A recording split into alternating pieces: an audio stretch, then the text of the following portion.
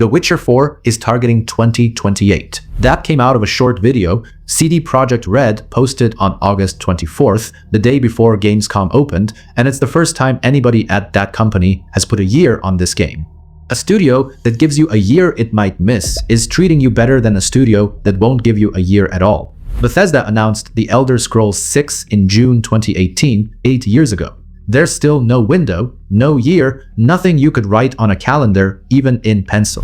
CD Projekt revealed The Witcher 4 at the Game Awards in December 2024 and put a year on it 20 months later. Joint CEO Mikhail Novakovsky fronted the video. He said more than 500 developers are on the game right now, called it the studio's biggest and most ambitious project to date, promised a huge open world and a story that stays with you, all the usual furniture, then the part everyone clipped. They're not ready to share an exact date, but the game is, in his words, targeting a 2028 release window. He followed that with a request to let the team cook and said it'll be worth the wait, which is a phrase with some history attached, coming from this studio. Cyberpunk 2077 was announced for April 2020, moved to September, moved again to November, moved again to December, shipped in a state that got it pulled off the PlayStation Store, and then took about 3 years of cooking before it turned into the game people recommend now, without a disclaimer. The Witcher 3 slipped twice before it landed, so CD Projekt does eventually get there. They're also a decent chunk of the reason anyone learned to distrust a release date in the first place. Up until this week, the closest thing to a date anyone had came out of an investor document. CD Projekt's management incentive scheme had a target period that ran to the end of 2026, and the CFO told investors the game wouldn't be launching inside it. That's how people found out roughly when The Witcher 4 wasn't coming, from the deadline on a bonus scheme. And as far as the game actually moving on a screen, there's been one cinematic at the Game Awards in December 2024 and an Unreal Engine 5 tech demo the summer after that, which was a demonstration of the engine running a slice of the world rather than the game anybody's going to buy.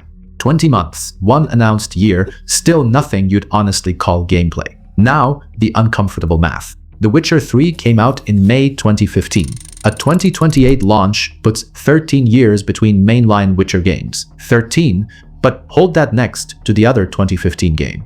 Fallout 4 shipped in November of that year, 6 months after Witcher 3, 2 flagship open-world RPGs, same year, from the 2 studios that basically defined the format for that whole generation. 11 years later, one of those sequels has a year attached to it. The other one is Fallout 5, which Bethesda's own July roadmap note put in pre-production in 2026. That's the back half of the next decade before anyone touches it, and that's assuming nothing else goes sideways over there. The defense you'll hear is that modern AAA just takes this long now. The tech got harder, budgets got bigger, everyone's cycles blew out. It's the industry, not the studio. Fine. CD Projekt is running 500 plus people on The Witcher 4, while also co-developing a Witcher 3 expansion with Fool's Theory backing a Witcher 1 remake at that same studio, building a Cyberpunk sequel out of its Boston office, and prototyping a new IP called Hadar. Bethesda's July note said Creation Engine 3 would let them run multiple projects simultaneously, which is a published admission about what their current setup lets them run, one thing slowly, and Bethesda knows how it looks. That same July note told players the studio knows it's been a very long wait. They wrote that sentence down and published it, and then attached a date to none of the things underneath it.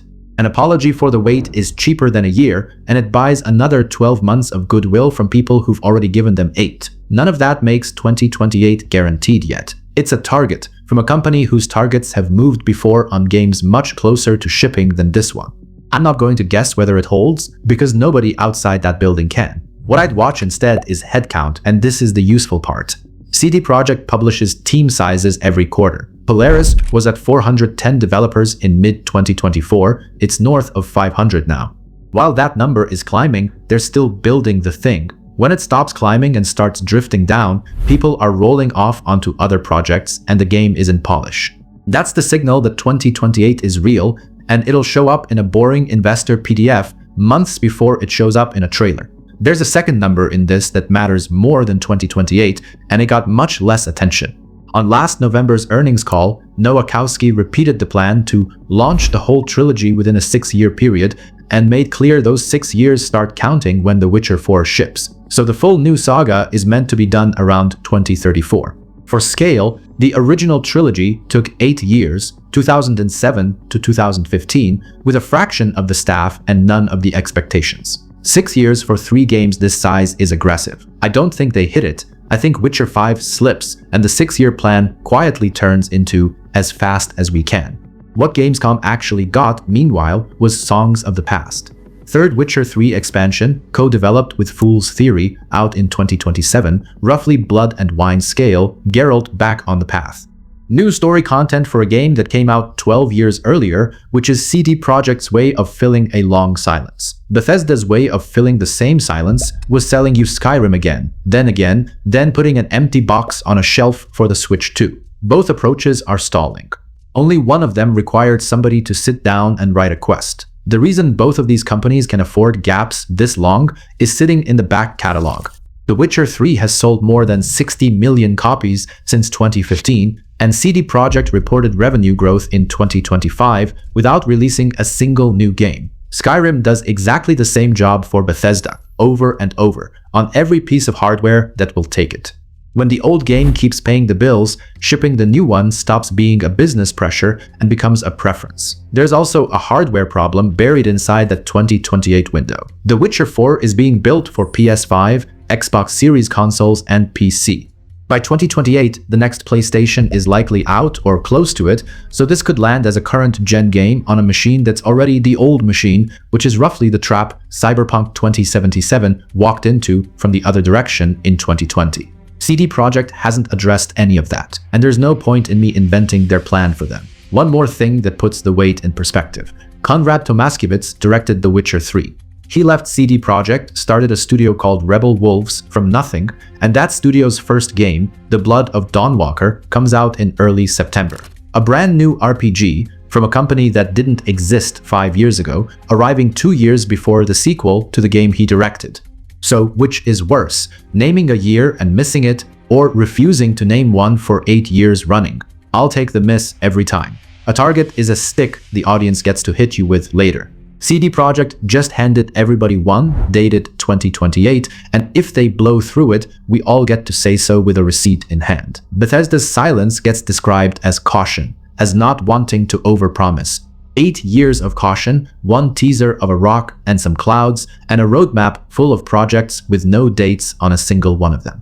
The read I keep landing on is that they can't see the end of Elder Scrolls 6 from where they're standing, because if they could, they'd have said a year by now.